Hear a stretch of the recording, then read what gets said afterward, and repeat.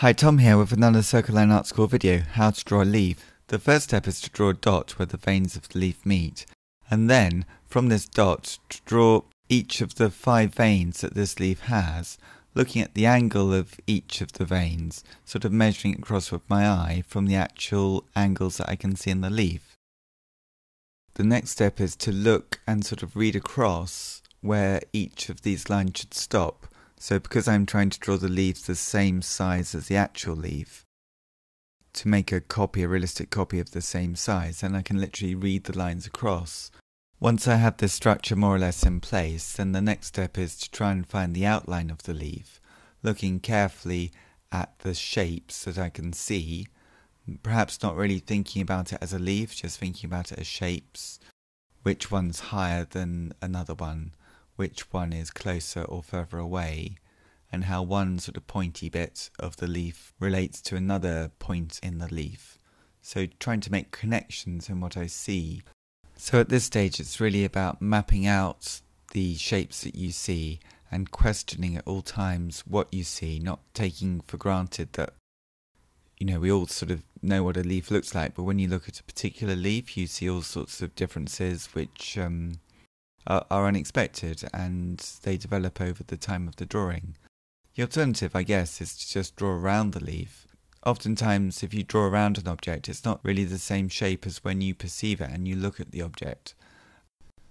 So any of the lines that we want to keep as sharp edges need to be drawn quite firmly, and any of the lines which are more, as it were, guidelines for us when we come to colour it in, they can be much paler and softer in mark, and maybe just erase any lines which are the wrong strength.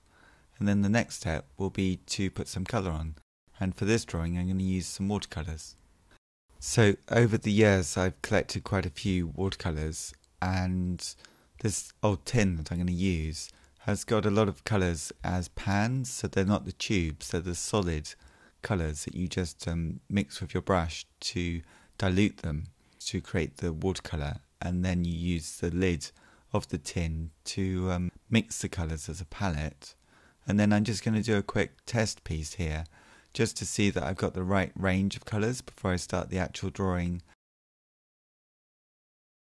So for this little sketch I'll just use some yellow paint first of all.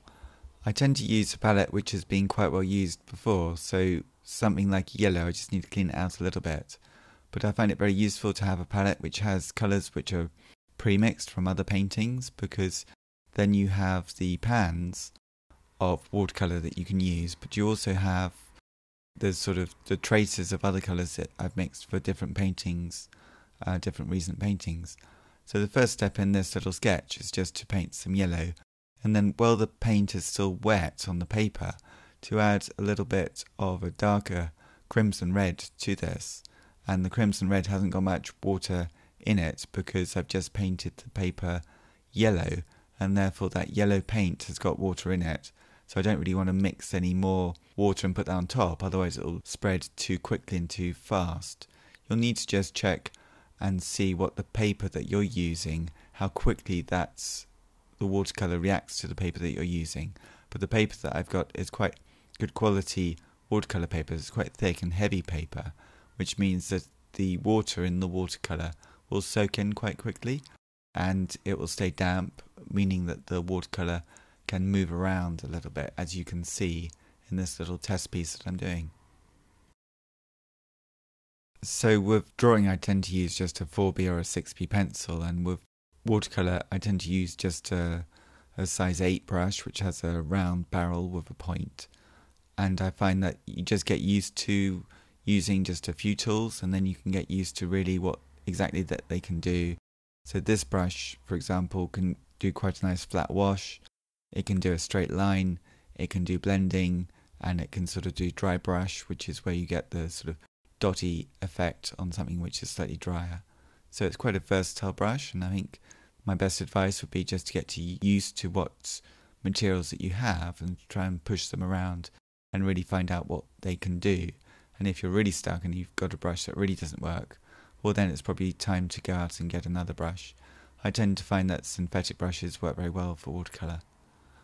So to go back to our main painting, of the sort of realism challenge, trying to draw a leaf just the way it looks.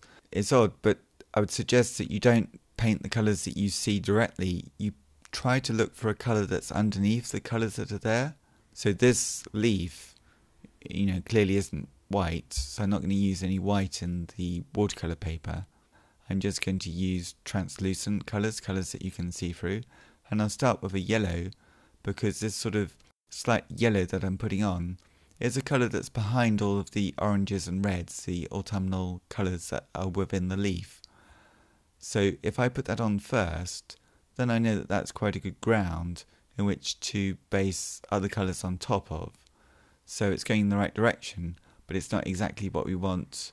It's not what we see as the end result. So you want to start really with the base colour first. And when you're painting with watercolour, it's really quite important to make sure that you paint quite fast, so that when you're putting down a wash, it doesn't dry on you before you move on to the next step. So I tend to move the brush around, so the edge of the area that I've painted, I'm always going back to that edge and extending it to the full area that I want, so the whole leaf gets painted and I don't leave an edge to dry, because then I'll have a line where it's not needed, where it's not necessary.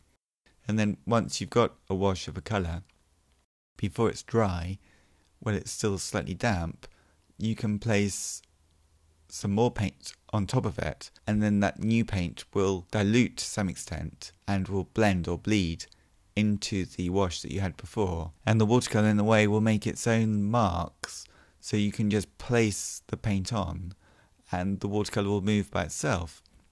Now if you want to create, later on for this we'll need to create some edges and lines, you need to make sure that the watercolour paper that you're using is dry, or at least touch dry, before you use the very fine edge of the brush to create a line.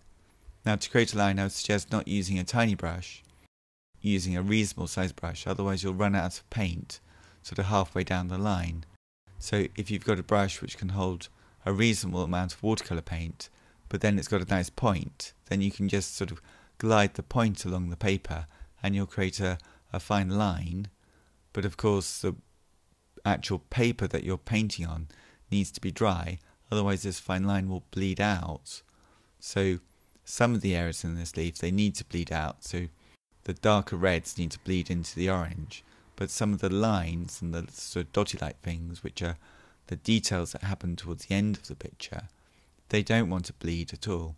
They want to stay pretty sharp, and therefore they need to be done when the watercolour is dry.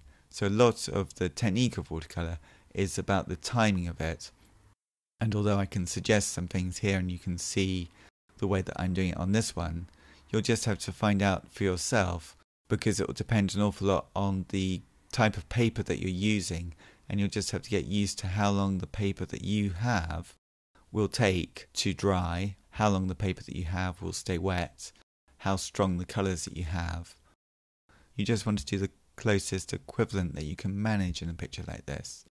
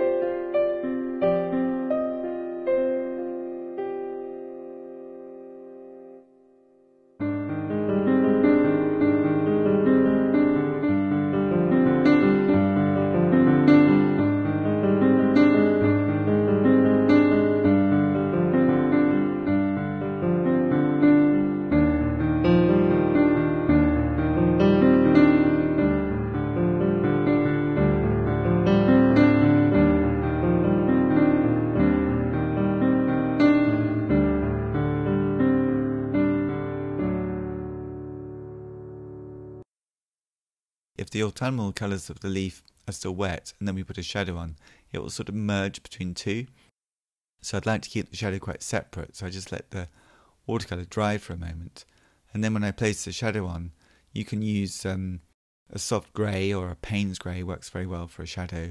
You could put a little bit of colour in the shadow, but normally it's best probably to mix up the colour that you want to use for the shadow before you start using it, because shadows, basic shadows like this, work quite well if they're very flat in colour, so you don't want to add any more water to the colour that you've got for the shadow, and you don't want to have to mix it up halfway through painting it. So you make sure that you've got enough to place the shadow, and then just pop a shadow in, and then you're done. Thank you very much for watching. Please subscribe to my YouTube channel, Circle Line Art School, where I have many other drawing videos, or you could click on some of the links below to see some of my other videos. Thank you very much for watching, and see you next time. Bye bye.